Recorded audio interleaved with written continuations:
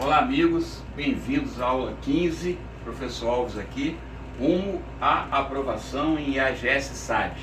Nós estamos com contabilidade geral e esse é o 15º encontro.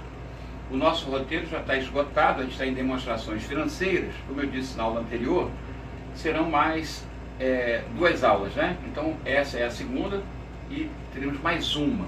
Aí em seguida a gente passará a resolver os tópicos do programa do edital relativo à contabilidade geral, desde 2016 até 2025, né, IAGS 2025, que a prova foi em 24. Todas as questões separadas por tópico. A gente vai gravar a resolução neste ambiente, ok? Juntos até o fim, vamos nessa.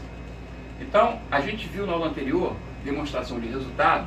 Essa aula 15 é ainda para alguns esclarecimentos importantes, já que essa é a demonstração ao lado do balanço patrimonial que a gente vai julgar como mais importante para o nosso concurso. As demais demonstrações, objeto da aula 16, elas serão cobradas em prova, já estão sendo cobradas, mas basicamente é um conceito simplório, sempre os mesmos conceitos.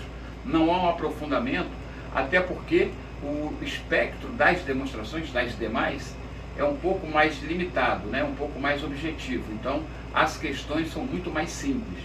Já a DRE, que a gente está vendo, e o balanço patrimonial, aí sim, a cobrança pode ser mais diversificada. Daí o porquê a gente enfatizar bastante balanço patrimonial, desde a primeira aula, e agora a DRE estamos para a segunda aula, perfeito?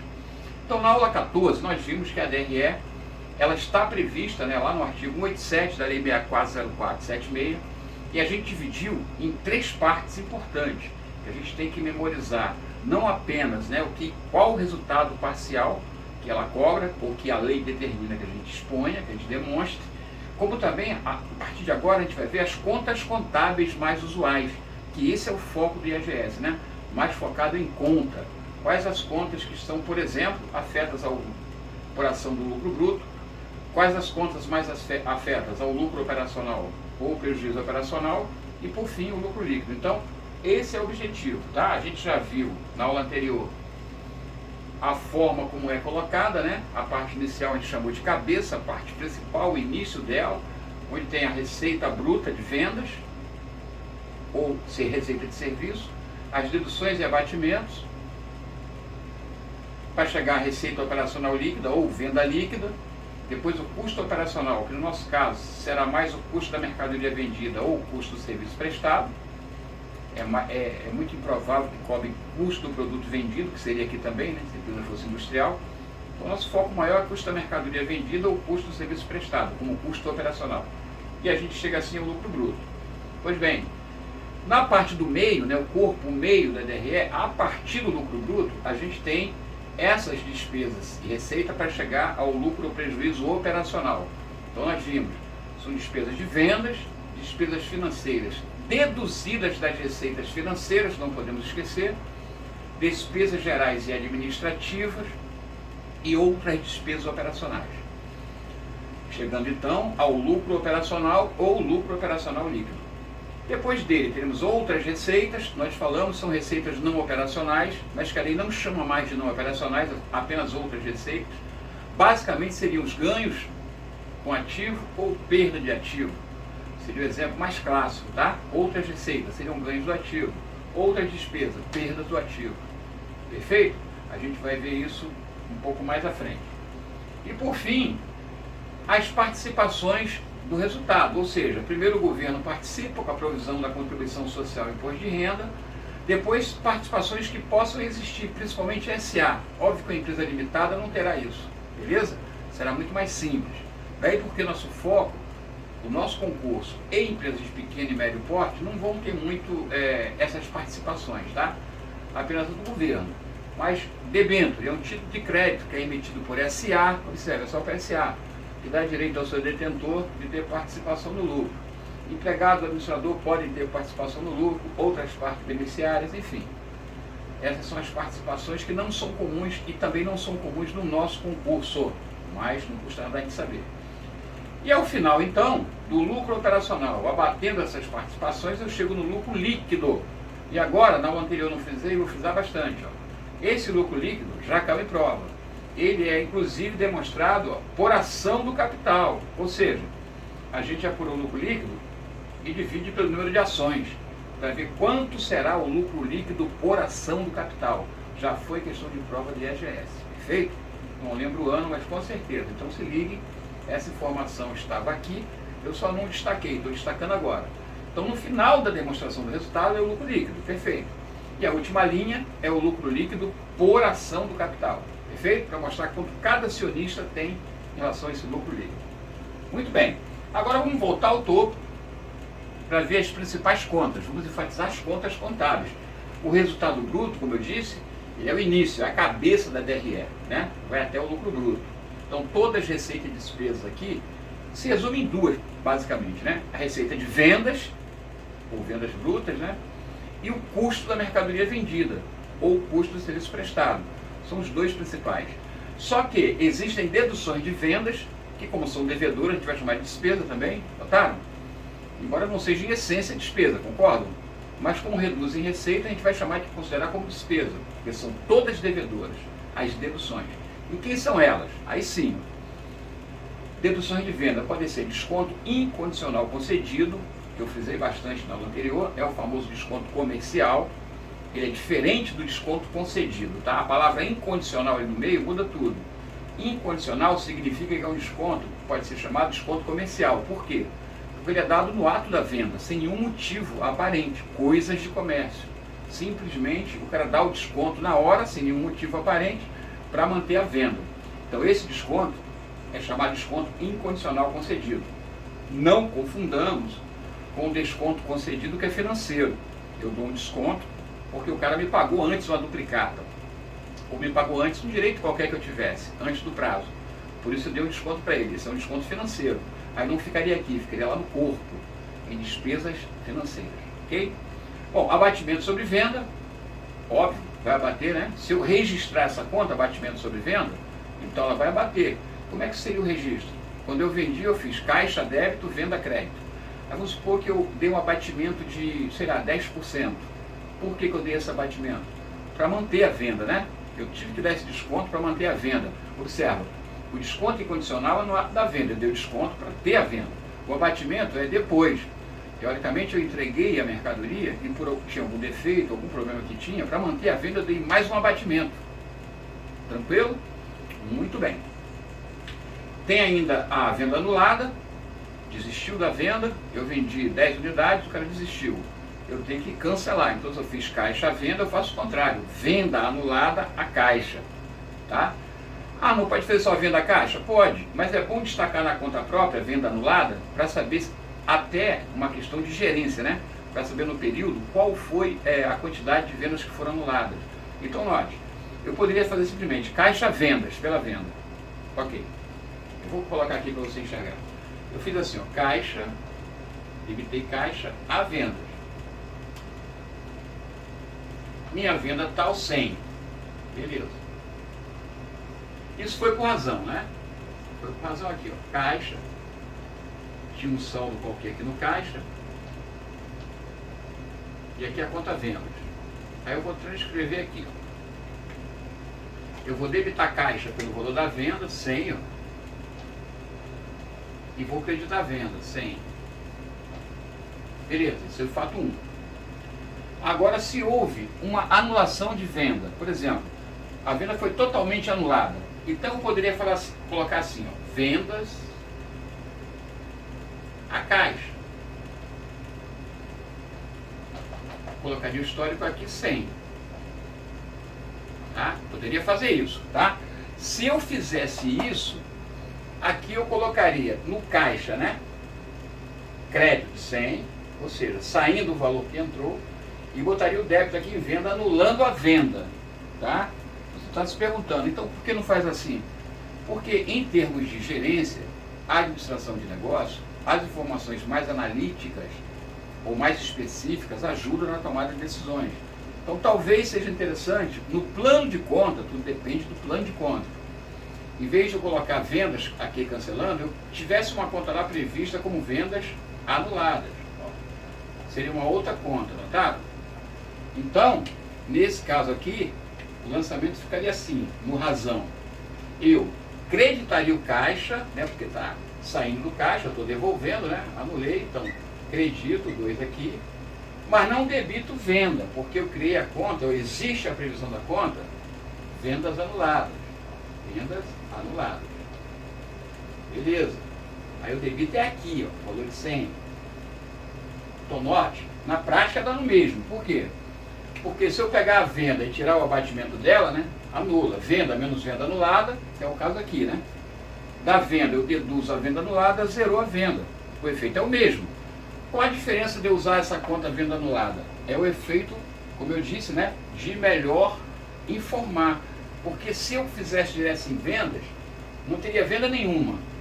Aí, um dos diretores, numa reunião de diretoria, pergunta: como é que estão as vendas do período? Aí, se eu tivesse feito direto na conta venda, o cara falaria: zero, não teve venda nenhuma. Dessa forma, a informação é outra. Não, houve uma venda de 100, porém houve anulação do mesmo valor. Ou seja, anulou-se essa venda. Aí vão se especular o porquê anulou, foi a qualidade do produto, né? Foi o pós-venda, o que causou essa anulação. Notaram? Então é melhor a informação desta forma. Agora é óbvio, essa conta venda anulada é uma conta opcional, depende do plano de contas. Tá? No nosso caso, a legislação não fala o nome da conta, ela fala assim, ó, receita de vendas, né? E menos deduções. Não entra no mérito. Essas deduções a gente vai colocar no nosso plano de conta, venda anulada, venda cancelada, tanto faz. Beleza? E é assim que a gente vai contabilizar. Impostos e contribuições incidentes sobre venda, ICS, ICMS, PIS, COFINS, etc. Ou seja, está dentro do preço de venda, dentro do valor da venda. Então é importante também eu saber que toda vez que eu comprar ou vender, tem duas coisas certas, né? Na vida. Dizia minha avó. Há duas coisas certas: morte e impostos. Então, imposto vai haver.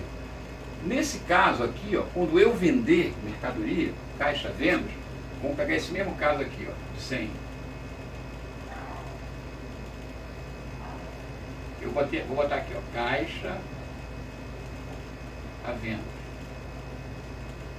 Vamos supor, aqui tinha um saldo, vamos supor o mesmo valor. 100. Vendi por 100. Vendi por 100. Está feito o registro, de diário de razão. Aí tem uma informação no concurso, né? No IEGS não é muito comum. Eu estou mostrando aqui somente para a gente fixar a ideia das contas, tá? Para a gente, vale as contas. A contabilização desses fatos que alteram compra e vendas, talvez não seja tão importante. Talvez até nos canse muito, né? Nossa potência de agir diminua. Se a gente ficar só nos conceitos mais básicos, o IEGS é melhor. Então, de uma forma bem básica, ó, supondo que essa venda aqui de 100 que eu fiz, tinha o ICMS incluso de 20%, vamos supor, tá? E está lá escrito na nota, ICMS incluso 20%. Então, o que você nota corretamente?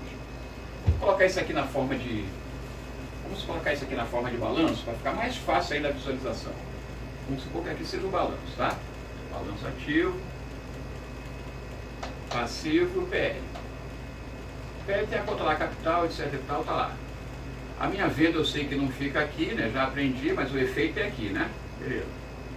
100. Aí vamos supor que a questão informe que essa venda aí tinha ICMS, né? O incide ICMS está incluso no preço no valor de 20%. Então o que a gente raciocina corretamente? Dos 100 que eu recebi, esse 100 aqui, ó, esse 100 aqui é a origem, ó, ele veio para cá. Desse 100 aqui eu posso raciocinar corretamente. 80 é meu e 20 é ICMS. Por quê? Porque a questão disse, né? Então só tem 20, só tem 80 que é meu, 20 do ICMS. Então eu poderia, né, registrar de duas formas esse ICMS de vendas. Eu poderia diretamente colocar aqui, ó, ICMS a recolher. Por quê? Porque esse valor é do estado, do Rio, qualquer estado que seja. Nossa, aqui é Rio, né? Então, desses 100 que eu recebi, 20 é ICMS. Então eu tinha que botar aqui, ó, ICMS é recolher. 20, tá? 20. Aqui, ó, 20. ICMS é recolher, 20. Só que se eu fizer isso, então a venda aqui eu já tenho que botar pelo líquido, ó. Ou seja, a minha venda que é minha é 80 e os outros 20, ó, também está aqui, seria do governo, notaram? Essa seria a forma de eu registrar, não priorizando a ideia do ICMS sobre venda, que é a conta ali, não usando a conta, né, ICMS sobre venda. Eu registrando direto minha venda líquida, observe, aqui eu não registraria a dedução, eu registraria a venda pelo líquido. 80 entrou no caixa, e os outros 20 que estão aqui dentro é do governo do estado que eu tenho que recolher, botaria em obrigação. Notaram? Deveria ser assim. Mas, mais uma vez, por uma questão de melhor informação, de uma melhor visão, a gente pode alternativamente e preferencialmente fazer assim, ó. Deixa aqui a venda pelo bruto, 100, ó, 100, entrou no caixa, 100 lá, beleza. Ah, mas continua sendo 20 de ICMS, tudo bem. Mas aí o que eu faço para registrar a obrigação de 20? Como eu aprendi nas aulas anteriores, eu aproprio, ó. Eu boto ICMS sobre vendas, ó, que é uma conta de resultado, ó. O valor dela, 20, vai reduzir o PL, tá vendo? 2. E aí sim, acredito o ICMS recolher, tá no mesmo, ó, tá no mesmo. Qual a diferença? É que agora eu destaquei minha venda bruta e a dedução em separado, notaram? Então fica mais inteligível desta forma. Tranquilo? É assim que eu vou trabalhar, porque a informação fica mais analítica e eu utilizo a conta ICMS sobre vendas. Tá? Mais uma vez, é obrigatório? Não, não é obrigatório. Mas a informação aqui fica mais requintada, né? Fica mais analítica. Se eu botasse a venda pelo líquido, talvez fosse mais fácil, mais rápido, mas não teria essa informação. Ok? Muito bem. Bom, falei de todas as deduções de venda. Beleza. Agora vamos ver o custo da mercadoria vendida. Note, na aula anterior eu só disse custo da mercadoria vendida. Não entrei no mérito, né, de como é que se apura esse custo. Então hoje a gente vai falar das contas envolvidas. O nosso foco é as contas. Depois eu vou dizer o cálculo extracontábil de forma simples. Não vamos contabilizar, porque, como eu disse, exigiria muito de nós. A gente teria que fazer muito mais práticas para entender bastante o conceito da contabilização. Seria maravilhoso para a nossa vida profissional, maravilhoso para tudo, para outros concursos, mas para o IAGS talvez fosse cansativo e não sei se vale a pena, porque a lógica que descobre no máximo que eles vão cobrar daqui é o conceito de alguma conta. Então, se você souber, né, a conta, se é de receita ou despesa, ativo ou passivo ou PL, já está ótimo. E aqui esse é o objetivo, mostrar as contas relacionadas à apuração do custo da mercadoria vendida, tá certo? Então, quais são essas contas? Compra anulada, obviamente, se anulei compra, tem que abater, né? Devolução de compra também, eu vou considerar. Desconto incondicional obtido, observa que é o contrário do concedido, né? Agora eu estou comprando, então se o cara me dá um desconto, eu registro esse desconto em conta própria. Ou não, ou registro no estoque pelo líquido. Tanto faz, mas a gente sempre vai priorizar usar a conta, tá? Para entender melhor. Então, ó, desconto incondicional obtido. Eu vou diminuir o valor da compra.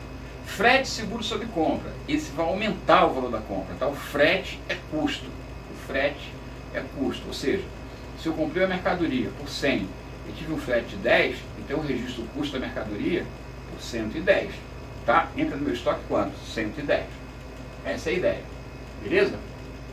Agora uma coisa que não está aqui, mas você pode imaginar. Se teve ICMS quando eu vendi, quando eu comprei não tem ICMS? Sim. E se tiver ICMS na compra, você também vai segregar do valor da compra. De que forma? Seguinte forma, ó. Vamos aproveitar aqui esse balanço, do jeito que está, e vamos imaginar o seguinte. Comprei mercadoria por 100, agora é compra, tá? Comprei mercadoria por 100, ICMS incidiu 20%, mesma coisa. Então, ó, comprei mercadoria por 100. Acredito 100 aqui porque paguei 100 de mercadoria. Aqui. Debito o estoque por qual valor? Agora que vem, ó. Mercadoria 100. Mas a questão informa que na nota fiscal está incluso ICMS de 20. Ou seja, eu paguei 100 pela mercadoria, mas dos 100 que eu paguei, 20 é ICMS. Eu estou pagando para o meu vendedor. Eu estou na outra ótica agora. Então, o meu estoque realmente só vai entrar 80. Por que, Alves? Porque 20 é ICMS. Ok? Mas e aí, o que eu faço com esse ICMS? É um direito meu. Por que é um direito meu? Porque assim como eu tenho a obrigação de recolher o ICMS quando eu vendi, porque eu recebi do terceiro, eu tenho que passar para o governo, quando eu compro e eu pago ICMS, eu tenho que separar o que eu paguei como direito. Por quê? Porque eu não sou o consumidor final. Só quem arca com o custo do ICMS não se recupera, pagou e acabou, somos nós, consumidores finais. Se você toma um sorvete, dentro do sorvete tem o valor do ICMS. Você consome e você pagou por ele, você foi quem realmente pagou. Tá?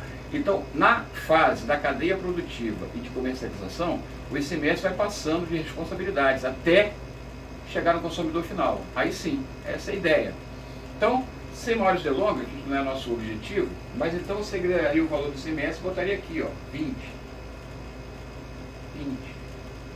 ICMS. ICMS a recuperar.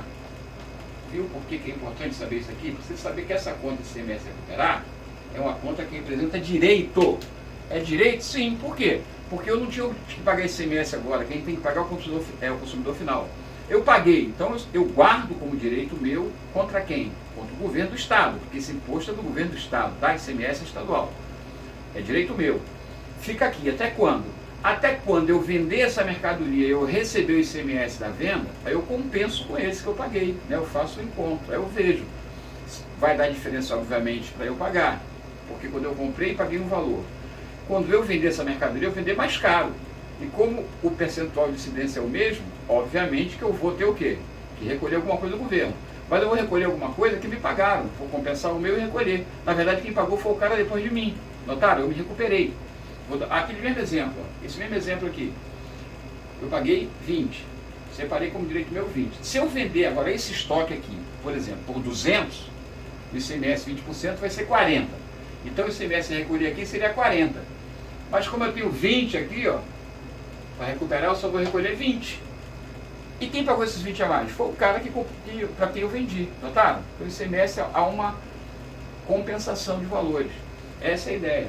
Então quando eu compro mercadoria e tem ICMS incluso, eu tenho que segregar o valor de ICMS numa conta de direito, chamada de ICMS a recuperar. Notaram?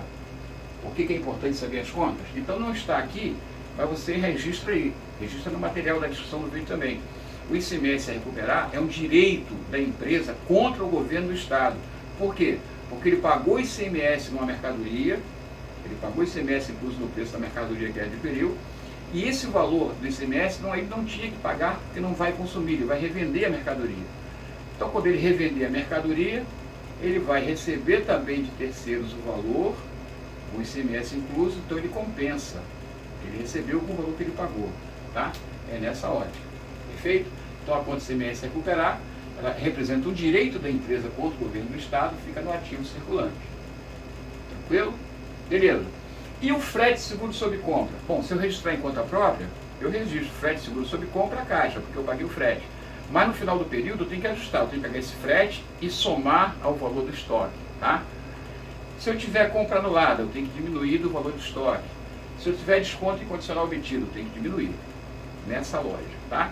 Aí sim eu chego ao CMV. Perfeito? Bom, essas são as contas afetas ao resultado bruto. Agora a parte do corpo, o meio da DRE, tá? A partir do lucro bruto até lucro operacional. São as despesas. Eu já comentei na aula anterior, só para frisar, galera. Hoje é só para você se ligar no nome da conta. Despesa com venda normalmente é propaganda e publicidade, salário e comissões de vendedores, despesa com material de embalagem. Seriam as contas mais comuns, tá? A nossa prova não vai pedir nesse nível, talvez. Vai ser mais simples. Mas, quanto mais nós soubermos de conta contábil aqui da DRE, mais ajuda na hora de resolver uma questão teórica, tá? Por isso que é bom a gente fazer isso. Ó. Despesas financeiras, juro passivo e desconto concedido. Isso é errado ali, é concedido, tá? Então, juro passivo e desconto concedido é despesa financeira, que tem que ser reduzida dos juros ativos e desconto obtido, ou seja, das receitas financeiras. A lei fala que a despesa financeira tem que ser reduzida das receitas financeiras. Beleza? Então, não vamos confundir despesa financeira, por exemplo, com despesa administrativa. Despesas administrativas gerais, aí entra salário, encargos de previdência, depreciação, água, luz, material de expediente, como eu disse na aula anterior, tá? Com essas contas. Essas outras despesas operacionais poderiam ser, por exemplo, manutenção do imobilizado, né?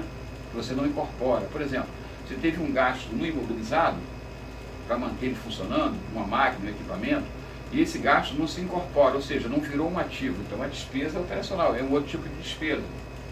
Também pode ser registrado aqui, tá bom? Serviço de manutenção, sei lá, de máquina e equipamento, teve uma despesa. Ok, aumentou a vida útil do bem? Não. Então vou lançar como despesa operacional, outra despesa, estaria aqui, o exemplo mais clássico. Viu? Vamos em frente. A parte final vai entrar outras receitas, como eu disse, ganho e equivalência patrimonial. É um ganho, né? Um ganho patrimonial. O que é equivalência patrimonial? É quando a empresa tem ações de uma outra empresa e ela investe com determinado patrimônio. A empresa X que ela investiu tem um patrimônio líquido de 10. Depois, ao final do período, quando apura o resultado, o percentual que ela tinha, por exemplo, era 10% daquele patrimônio daquela empresa. No final do exercício, aquela empresa triplicou o patrimônio. Então, ela teve um ganho, né? A participação dela triplica também. Esse é um ganho de equivalência patrimonial, beleza? É um exemplo de outra receita. E a perda seria um exemplo de outra despesa. Também poderia ser aqui, outra despesa operacional, eu dei esse exemplo aqui, qualquer perda de ativo, tá? Qualquer perda de ativo poderia ser um exemplo de um ativo não circulante, por exemplo. Essa mesma máquina, ela quebrou de uma hora para outra, não tem conserto, ou esqueceram ela no tempo, ou o galpão tinha um vazamento, choveu, estragou, é uma perda. Seria uma perda também, seria então uma despesa não operacional, tá? A gente não chama assim, mas na verdade é uma despesa não operacional. Aí depois das despesas e receitas não operacionais, são as destinações que a gente já conhece. Primeiro, o governo, contribuição social e imposto de renda, debêntures, é os debenturistas, né? Quem comprou debênture da SA, participação de empregado, etc, etc. Essa parte aqui, como eu disse, né? Não vai ter muita, não é muito importante, mas é bom que a gente saiba. Perfeito. E aqui, finalmente, chegamos à apuração extracontábil, só para você ficar ligado no que eu disse. Eu não preciso contabilizar. Se a questão me der só nome de conta, eu tenho que saber fazer isso aqui, ó. Como é que eu acho a venda líquida, que é a receita operacional líquida? Eu só pego a venda e deduzo as contas que eu conheço. Doutor, tem que conhecer as contas, senão eu não vou saber a venda líquida correta. O que pode acontecer, Aldo? Você pode pegar a venda bruta e deduzir. ICMS sobre venda, venda anulada, tudo certinho. Abatimento, tudo certinho. Aí tem lá um desconto concedido, você abateu também. Não era. Aqui só se for desconto incondicional. Esse cuidado tem que ter, tá vendo? Aí você acha o valor correto da venda líquida. É só tirar as deduções da venda bruta. Como é que eu acho o lucro bruto? Resultado bruto. É só pegar a venda líquida, que calculei em cima, e tirar o CMV. Acabou. CMV é custo da mercadoria vendida. Só usar essa formulazinha. Venda líquida menos CMV é igual ao meu lucro bruto. Show? Como é que eu apuro extracontabilmente CMV? Essa parte é importante. Ó. O custo da mercadoria vendida. Como é que eu apuro? Bom, aí, primeira coisa, eu tenho que entender que a minha mercadoria eu posso controlar de duas formas. Ou eu posso usar a conta estoque de mercadoria o tempo todo, ou seja, quando eu compro, debito mercadoria. Quando eu vendo, eu credito mercadoria, para debitar CMV. Posso dessa forma, ou posso desdobrar mercadoria em compras. Né? Comprei e registro em compras. Posso. Não vimos anteriormente que a compra pode ser registrada à parte?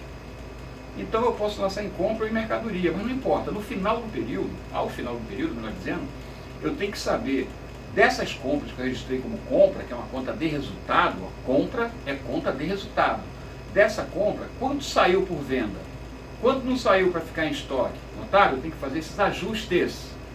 Ah, eu tenho compras e tenho frete. Esse frete tem que aumentar o custo da compra. Frete seguro sobre compra, tem que aumentar o custo da compra. Então, como é que eu faço essa apuração no final de contas? Eu faço o seguinte, ó, eu vou tentar mostrar aqui de uma forma bem simples, para você entender. Ainda aqui na ideia do balanço, só que agora eu vou botar extra balanço, tá? Ó, não esqueça, a compra é uma conta de resultado. Vamos supor que eu comprei essa mercadoria, agora sem ICMS, tá? Comprei essa mercadoria, tá aqui o estoque. Comprei essa mercadoria por 100, creditei o 100 aqui. Então, se eu usar a conta compras, eu vou debitar aqui, ó, 100 de compras. Beleza? É aqui que eu vou debitar. Fala, mas e aí? Eu estou usando a conta compras, que é uma conta de resultado. Quando for no final do período, tá? Uma ideia bem simples, bem simples. Não vendi nada, o estoque está zerado, não vendi nada. Quem vai demonstrar a minha mercadoria é sempre estoque de mercadoria. Então acabou o período, eu não vendi nada dessa compra. Então eu tiro essa compra daqui, ó, 100, eu ajusto e boto para cá para o estoque, 100. Beleza? Ou seja, seria a compra. Ok? Primeiro passo. Tá. Alves, não foi isso que aconteceu. O que aconteceu? Aconteceu o seguinte. Está aqui a compra, tinha a compra lá. Tinha a compra lá, está aqui a compra. A compra foi 100. Vamos lá. Eu descobri o seguinte, ó. Eu descobri, fazendo uma contagem, que metade dessas compras eu vendi, metade não. Ok, como é que eu faço? Com metade eu vendi, então virou custo da mercadoria vendida. Eu acredito aqui, ó, e jogo para cá, concorda? Pronto. E o restante? Eu acredito aqui o outro 50 e bota onde? No estoque. A compra de qualquer jeito vai morrer, notou? 50 foi custo da mercadoria que eu vendi e os outros 50 virou estoque. Notaram? Então, como eu disse, não vou priorizar a contabilização, só para você ter ideia. Então, a conta compra é uma conta de resultado, mas ao final do período ela tem que ser ajustada para saber o que foi custo da mercadoria vendida e o que foi para o estoque. Então, nessa ótica, extracontabilmente, só fazer isso. Ó. Você pega o que tinha, ó, eu vou colocar aqui para você entender a lógica dessa fórmula aí. Isso aqui eu acho que você entendeu, né? Vamos ver. A lógica dessa fórmula é o seguinte, ó. Eu entender assim. Ó, CMV é igual estoque inicial mais compras. Você pode associar que isso aqui, ó, é o que há, o que houve, né, de mercadoria, né? Menos o estoque final. O que é o estoque final? O que sobrou. O que sobrou. Na verdade, aqui não é o que há, né? É o que havia. Ó. Então, havia um estoque inicial mais uma compra. Igual o exemplo que eu dei, né? Havia um estoque de 0 e uma compra de quanto? Uma compra de 100, não foi? Então, havia 100. Ah, quanto sobrou?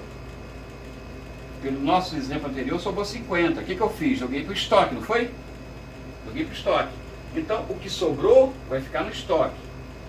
A diferença, então, do que tinha, do que sobrou, é o custo da mercadoria vendida. Note, o que havia? Havia 100. Lembra? A compra foi 100, havia 100. Quanto sobrou? Sobrou 50. O que eu fiz com esse 50 que sobrou? Joguei no estoque, não foi? Foi. Então, a diferença deu quanto? Deu 50, que foi o que saiu, então. Na verdade, o CMV significa saída por venda. Então, saída por venda é igual o que havia menos o que sobrou. Então, eu tinha uma coisa. Se eu tirar o que sobrou, essa diferença é o que saiu por venda. Essa é a ótica dessa fórmulazinha aqui, tá? Chamando a atenção que essa compra aqui é a compra asterisco, ou seja, a compra líquida. Tá? Eu tenho que ajustar a compra para fazer esse cálculo. É a compra líquida. Como é que eu ajusto a compra líquida? É simples. Compra líquida, eu pego a compra bruta, tiro as deduções dela, que são compra anulada, desconto incondicional obtido, e somo frete seguro sobre compra. Ele acresce o custo, né? Então, deduzo desconto incondicional obtido, compra anulada, e somo frete seguro sobre compra. Eu vou ter a compra líquida. Show? Aí sim, eu aplico a fórmula. CMV, estoque inicial, mais compra no estoque final. Pronto, ou seja, o que havia menos o que sobrou é o CMV. Está calculado, simples. Perfeito? E finalmente, para apurar o resultado líquido final, aí eu pego o lucro líquido, que eu quero saber como é que é. Eu pego o lucro bruto, que eu calculei aqui em cima, né? Lucro bruto, já está calculado, eu pego ele, somo tudo que é receita e tiro tudo que é despesa. Pronto, cheguei no final. Tá? OR outra receita, OD outras despesas. Pronto, fiz isso, já cheguei no lucro líquido. Tranquilo? Essa é a ideia de você entender as contas, onde elas funcionam na DRE e na hora de apurar resultado, como é que eu posso conjugá-las, tá? É só ter em mente essas formulazinhas, que não tem bicho de sete cabeças, bem tranquilo. É venda líquida, é a venda menos deduções, simples. Lucro bruto é a venda líquida menos o custo, simples também. E o custo é o que eu tinha menos o que sobrou. Eu tinha X, sobrou X, então agora isso foi o que saiu, custo da mercadoria vendida, ponto. E o lucro líquido final? É só pegar o lucro bruto, que eu já apurei, somar toda a receita que houver para baixo e tirar todas as despesas e participações. Vou chegar no lucro líquido. Tranquilo, gente? É isso aí. Vamos lá. Finalmente, eu coloquei somente esse slide aqui para fazer um comentário, porque está na apostila. dificilmente vão cobrar isso na prova, mas é um conceito bem simples, que eu queria deixar na mente de vocês. Não precisam se aprofundar, não queiram saber detalhes, é só uma informação simples. Existe o chamado método de valoração de estoque, e os mais famosos são PEPS, média e o EPS. O que significa isso? Significa, quando eu tenho que controlar o estoque de forma diversa de tudo que nós vimos até aqui, eu não vou contar o que tinha antes, o que sobrou, não vou usar aquela fórmula, não vou. A cada venda, a cada compra, eu tenho que ir atualizando o estoque. Existe essa metodologia também de controlar estoque, principalmente empresa grande. Então, quando eu preciso ter um controle de estoque diário, comprei e atualizo o estoque para saber quanto tem lá. Vendi e atualizo o estoque para saber quanto ficou agora e quanto saiu por venda, notaram? Eu não espero o período. Aquilo ali seria um método periódico. Aqui não, aqui é um controle permanente. Então, nesse caso, eu tenho essas três possibilidades porque nós vivemos num país de inflação. Significa o seguinte, ó. Se eu tenho, um exemplo, uma mercadoria, são duas mercadorias idênticas, tá? Uma eu paguei dia 2 de janeiro 10 e no dia 2 de fevereiro eu comprei outra, eu paguei 20, mas é a mesma mercadoria, tá?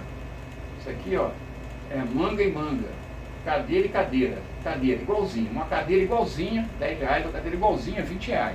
Então quando o cara vendeu qualquer uma, não importa qual ele vendeu, tá? Não é específico, pegou uma lá no estoque e entregou, vendeu. Estou dizendo aqui que vendeu, por 100. Então tinha uma que ele comprou em 2 de janeiro, foi R$10. Uma ele comprou em 2 de fevereiro, foi R$20. Então o estoque de mercadoria tinha 30. Concorda comigo? Tinha 30. Se no dia 30 de março ele vendeu uma por 100, qual o valor da saída aqui? Né? Eu vou sair a de 10 de janeiro, a de 2 de janeiro, ou vou dar saída na última? Ou vou dar saída no valor médio, né? 20 mais 10, 30, por 2, 15. Então eu tenho três opções.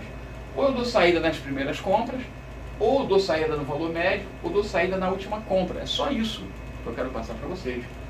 Então a gente chama, se eu disser que o custo que saiu foi 10, eu estou dizendo que é PEPS. Ou seja, o primeiro valor a entrar no estoque foi o primeiro a sair. Estou dizendo isso, tudo bem.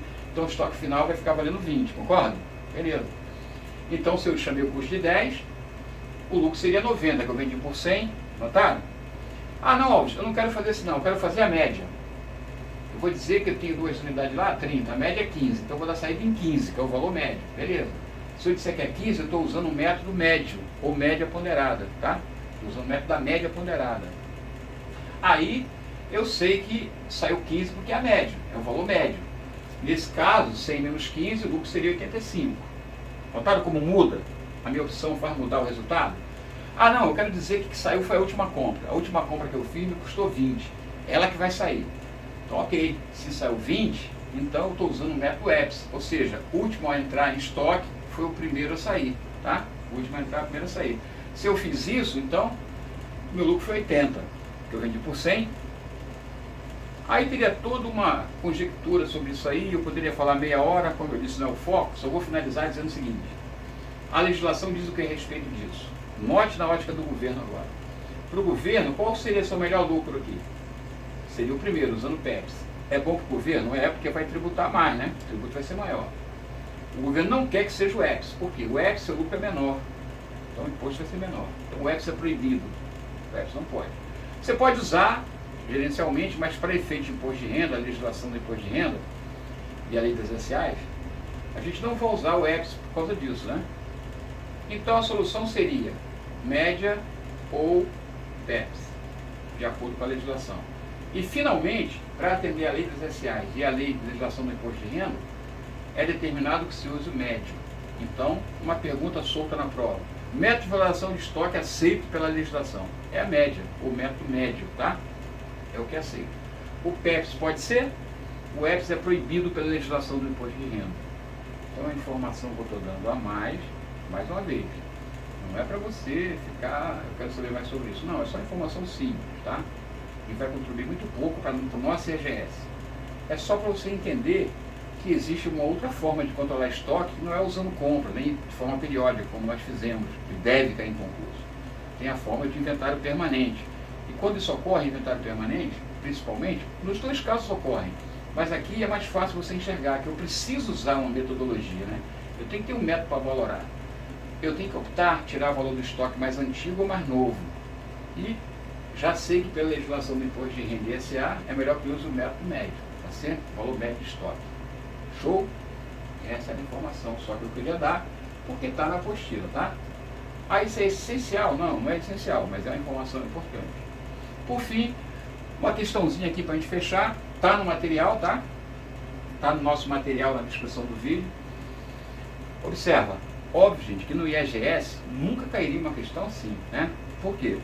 Porque essa questão está exigindo muita coisa, muito conhecimento e é muito cansativo. Como o IEGS coloca bastante questões de contabilidade, eles são mais objetivos. Mas umas questões teóricas aqui, com certeza, na prova anterior caiu, né? Ele pediu uma despesa que não era operacional. Então eu tenho que saber quais são as despesas operacionais. Ou seja, eu tenho que saber o que é despesa de venda, eu tenho que saber o que é despesa administrativa ou geral. Então, eu acho que sim, vale a pena a questão. Lá no material é de 1 a 10, tá? Aqui a gente vai fazer só até a 4, eu até separei aqui, tá bom? Acompanhe pelo material aí. Primeiro ele pede, o valor do lucro bruto é de... Pô, lucro bruto agora é fácil, veja bem.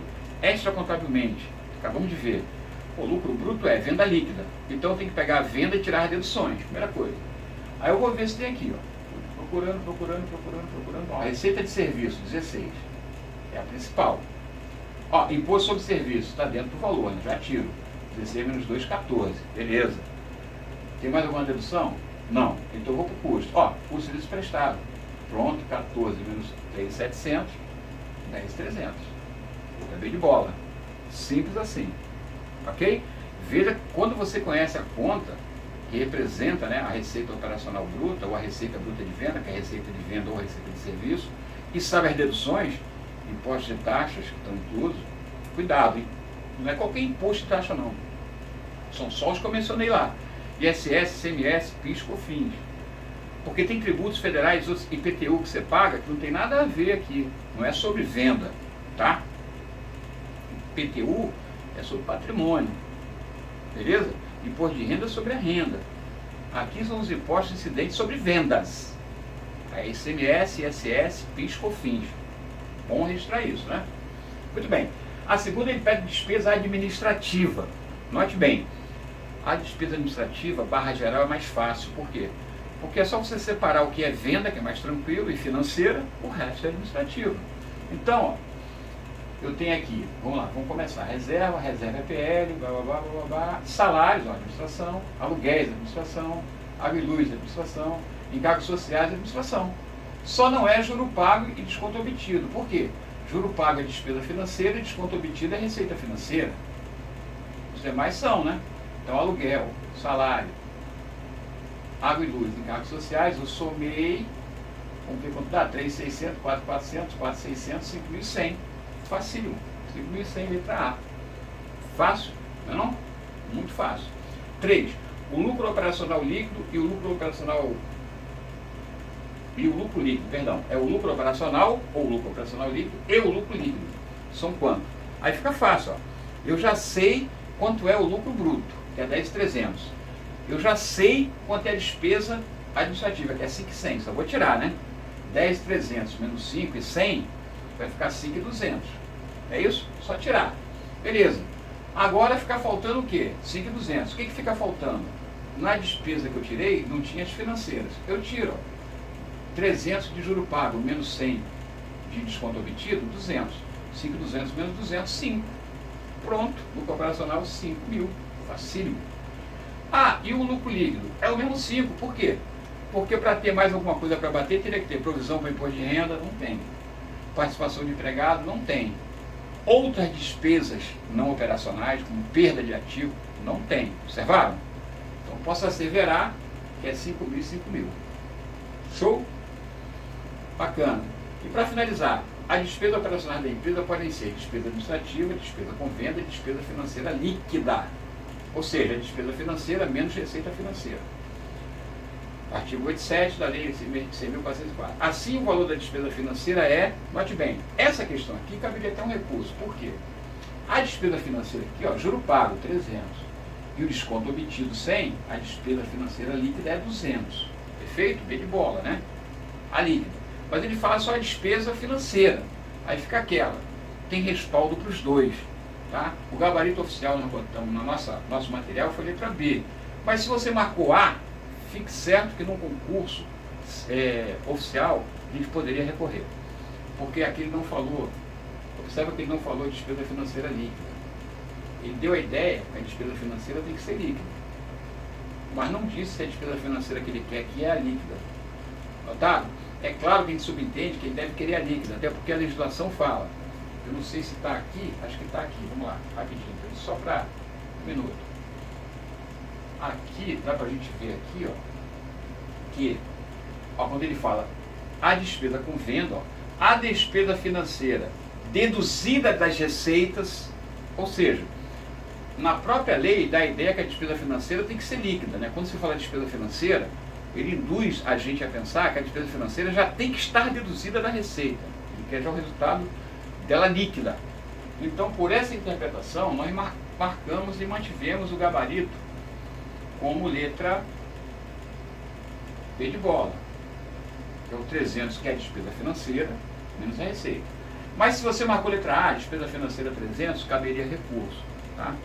Também dá para brigar, pelo que eu estou dizendo, que a despesa financeira de verdade é 300, a líquida é 200.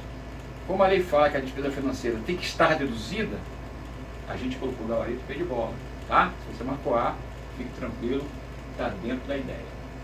Pessoal, chegamos então ao nosso cafezinho, ó, prof.alves@hotmail.com, mande e-mail com dúvidas dessa e outras aulas, não deixe de fazer isso, é muito importante manter esse contato. A gente vai partir já para a aula final de demonstrações, praticamente encerrou contabilidade geral. A gente vai gravar agora, como eu disse, né, os tópicos do edital. Tópico 1, patrimônio, situação líquida. A gente vai gravar todas as questões de prova que caíram de 2016 até 2025, 2024 no caso, né? A gente vai fazer todas as questões daquele tópico 1. Aí vai ser um vídeo, depende da quantidade de questões, né? Vai ter vídeo que vai demorar 20, 30, 40 minutos, vai ter vídeo que vai ser 5 minutos, dependendo do tópico. Tem tópico que é mais cobrado, tem tópico que é menos cobrado. Então a gente vai, de acordo com o que existir, tá?